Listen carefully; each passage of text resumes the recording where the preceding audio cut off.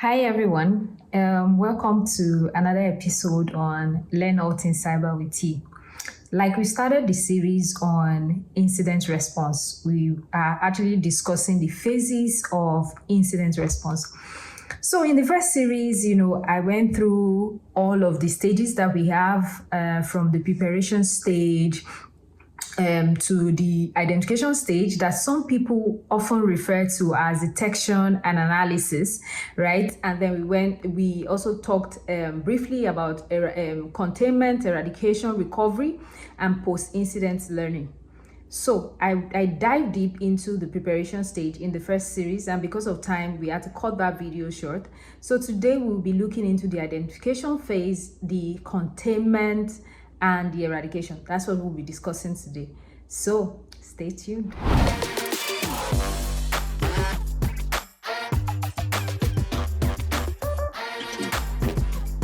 Like I said, that also identification, some people also refer to it as detection and analysis. Now, what does the identification stage entails? It entails detecting the incident, validating that it's really an incident. If you remember at the beginning, I was telling you that we need to distinguish whether it is security event or it is security incident. So we are validating that it's really an incident. It happens in this identification stage. We are classifying the incident and we are prioritizing it. So when it comes to priority, sometimes some people prioritize it by giving it a P1, a P2, P3, P4 priority of incidents. And sometimes some people classify it in some organization or some firm or some group. They classify it as high, medium, and low. Now, what are the key components of identification stage? Now, there is a monitoring and detection mechanism.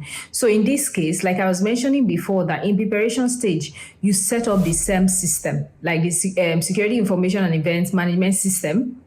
Now, what does this system do? This system aggregates logs from different sources, from servers, from firewall, from endpoints. It applies a correlation rules to detect suspicious activity. So, for example, if somebody is trying to log in into a system and then they are logging in with a wrong password, the SIEM system would actually I've had, some rules that if they log in more than 5 times or something like that, they should, the account should be on pause for a while. Pause is like the low level English I can use in this case. So there are some rules that are put into the SIEM tools for when there is suspicious activity, or into other system where you collect the data into the SIEM tool. So you apply, some correlation tools that detect if there is a malicious activities. Also, you can also impute something around IDS and IPS. And if you remember from the beginning when I was mentioned, so now in this identification, this is where monitoring occurs. We said in preparation, you're just setting it up. Now, in the identification stage, you have to monitor so that you will know when there is an incident. So in this case, you can use the SIEM tool for monitoring and for detection. And you can also use IDS and IPS. And what is IDS and IPS? Intrusion detection system and intrusion prevention system. I defined this at the beginning of our videos where I said that detection system would only detect when there is a malicious activities, but prevention system would detect and then prevent it from happening. Why a security camera is very good, that it detects when an intruder comes into a compound. It doesn't stop the intruder from coming into the compound, unlike a prevention system that actually stops the intruder from coming into an environment or something like that. We also have something called EDR, endpoint detection and response. It's also classified under monitoring, which happens in the identification stage of incident response. So endpoint is always used to monitor endpoint behaviors. And like I said, if you're new to cybersecurity, I'd already defined what endpoints are. They are your laptop, your tabs, things that end users use. Those are endpoints. So to detect the activity while monitoring it, we have also what we call the network detection and response. It is becoming popular over time right now because it's used to check the traffic for lateral movement, for something called C2, command and control. So you're checking in the network to be sure that nothing is hidden or nothing is moving around that shouldn't be in the system. We also have, we have things like honeypots that are being set by a company. So honeypots is something that you use to set trap for attackers. You use it to set trap for them. You watch what they do, maybe in a sandbox, to see what are the activities they are doing. You can also use this, as a monitoring technique in identification. And so also when it comes to detection, we have so many things, especially in this age of AI right now, we have so many things that you can use to detect. You can do signature-based detection, is still under identification. You can do anomaly-based. So anomaly-based means that you have like a baseline already that is set, that this is how this should work. And when there is something outside of that baseline, then the system will detect that this might be an unusual activity. And then you get an alert or a notification that an unusual activity is happening in a system. We also have behavioral analysis, that also identify unusual sequence of action, unusual behavior, and stuff like that. So in the incident validation stage, this is where the triage usually happen. Don't forget, I'm still in the identification stage or phase of incident response. So there is incident triage, where you analyze the alerts to also eliminate false positive, because sometimes you're just getting something that is not true. So false positive is that you're getting an alert to say that an incident might be occurring when in fact it is not occurring. And so you're also correlating whatever you have. You're checking the alert. You're using multiple data sources. You're also scoping the incident in this stage. You're scoping the incident. You're checking for the affected users or the affected system, the time frame, checking the time log of when it happened. And this is also, in this case, it's also very important for every system to have these clock synchronizations. Clock synchronization is very important. I mean, it's beyond the scope of this topic, but clock synchronization would help you to know when something happened. Say a user clicked on something that dropped a malware into their endpoint. So it's also very important that the clock are in sync so that you know the timeline of when the event happened. And in this case, also you're checking for the indicator of compromise. Like, what are you seeing that might have led to, the incident, the movement or whatever is happening is this. So for incident categorization, you're checking, is it an insider threat? Is it a denial of service? All of these things. Is it social engineering, phishing? Is it malware infection? Did somebody download malware into their system that might exfiltrate data? You're also prioritizing incident. Like I mentioned, that you could prioritize based on, high, medium, low, or P1, P2, P3, P4. Like I was saying, when you develop an incident response plan, that you're also classifying that what are the criteria that makes a P4 a P2, or what are the criteria that pushes a P2 into a P1, and then what happens when it's a P1 incident. All of these would happen within identification, and then you're notifying the relevant team or the relevant people that need to work on the incident, or to escalate it. Sometimes the people who detect the incidents are like the L1 SOC, and then they are escalating it to L2 or L3. And it's also happening in this identification stage. You collect evidence, and at the end of the day, you do documentation. And that's how it is for identification stage of incident response. I'll be right back.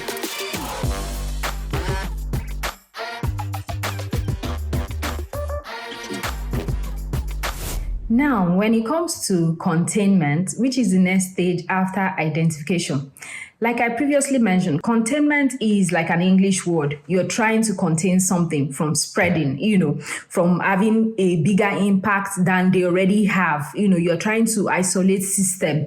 Say, for example, something is damaged. You have a bowl of fruits in a basket, and then some part of it are damaged.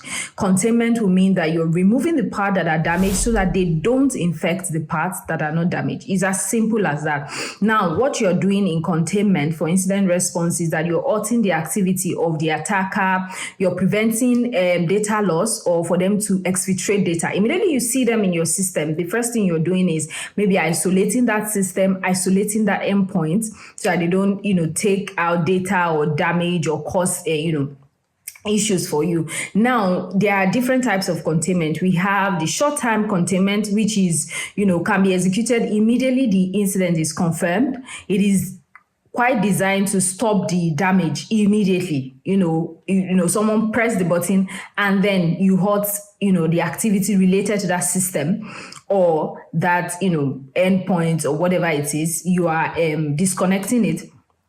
Now, there are also long-term Containment are implemented after short term to allow for business continuity while investigating. So short term will be something you would do so that you can still carry on your business as usual while you are trying to remediate the issue and stuff like that. Let's look into what containment techniques are. What does containment really look like in real life? So one of the technique will be network isolation. So removing or restricting network access, employing segmentation, blocking communication with known malicious, domains.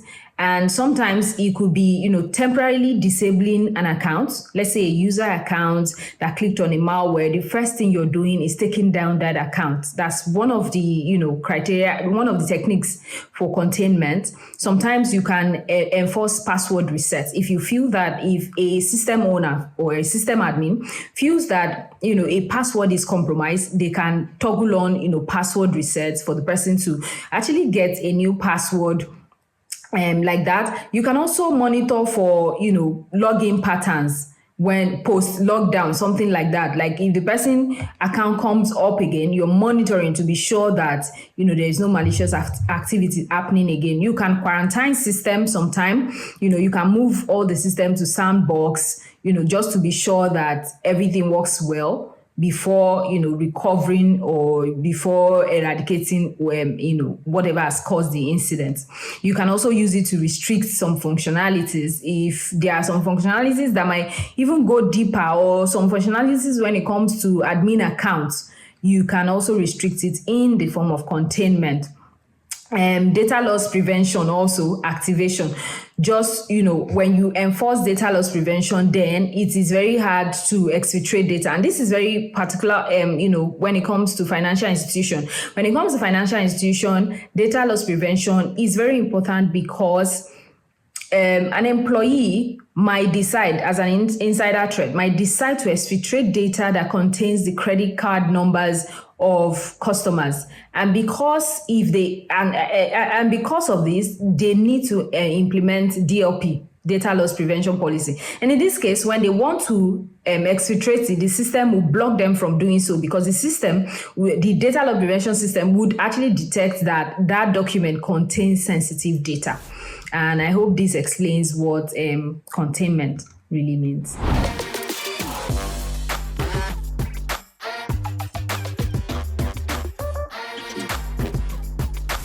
So moving to the last stage for this week, which is the eradication stage of incident response. So eradication is an English word. It means complete removal. So when it comes to cybersecurity or incident response, it means complete removal of the root cause, the whatever causes the incident from the environment. So eliminating, if it is a malicious code, let's say an employee clicked on a code, on a link, and then it downloads a malicious code into their system. So in eradication, there will be removal of this code. If it is unauthorized access, removal of it. If it is backdoor is a way that attackers can get into our system through our code. And sometimes it could occur when you outsource your source code and things like that. And also it could be different things. So the main thing about eradication is eliminating it completely. And the difference between containment and eradication is that containment will just temporarily stop the attacker from, going further, but it doesn't mean that it has been eradicated. Attackers may regain access through backdoors, through some credentials when containment happened, but through eradication, it means that they're outrightly out of the system and they cannot regain access into the system. For containment also, the root cause might not really be discovered by the time you're containing it, but when it's eradication, there is a full neutralized process before the system returns to production, which is the recovery part. So what are the core components of eradication stage? We have the root cause analysis. So after reviewing the log, you also try to trace the initial attack vector. How did the attacker come into the system? Is it through phishing email? Is it through an unpatched system? It could be different things. The techniques that they use, whether they moved laterally in the system, confirmation of the scope, the timeline. This is everything that happens with root cause analysis, which is one of the components of eradication stage. And tools that can be used for this, you could use the SEM tool, like we initially said that the SEM tool usually correlates logs. You could use the EDR, the endpoint detection and response. It could be the XDR, it could be forensic tools, it could be different things that are used in this stage to do the root cause analysis. And at some point also, there would also be removal of the malware. Like we said, that eradication is the remover. And then in this case, you remove maybe the malicious executable if it's downloaded into your system. You could remove, some scripts, some payloads in the system. And also for eradication, part of eradication could also be the system hardening or patching. So let's say, for example, the attacker got into the system through a vulnerability because the system is not patched or is not updated. So system patching, system hardening rather, could be a thing to, use in eradication stage. Also, like implementation of security baseline. So what should be the baseline? And for example, this is a very watered down example, but baseline could mean that what is the required password, that anybody could not use anything less than the baseline. And this is hardening the system. Say, for example, people can just put some kind of password that are related to their first name. And I'm sure some of us have this experience before when you try to log into a system or sign up on something, and then you use a password that is related to your name and your son or your surname, the system will tell you that it is one of the password that will not be allowed because they can see the correlation. So this is part of system hardening, because they believe that when an attacker wants to brute force, one of the first things they are checking is if you use name of your dog, your name, the date of birth in order to use as a password. They can also enable application whitelisting, just to be sure these are the things that are acceptable on our system. These are the things that will blacklist from our system. They could also do key revocation. They could, if an attacker have access to credentials, they could revoke and reset. Sometimes when they know that an attacker have even access to your password, they could click on reset password, and then all password will be reset, and all of those. So every part of this is in components of eradication. And even when eradication is done, there's also something called the threat hunting post-eradication. So when you eradicate, you also want to check to be sure that everything is fine, to do some proactive action to make sure that everything is fine, and then we can move to the stage of returning the system back to normal that it was before the attack, which is the stage of recovery. And we'll be going into that for next week. So see you next time.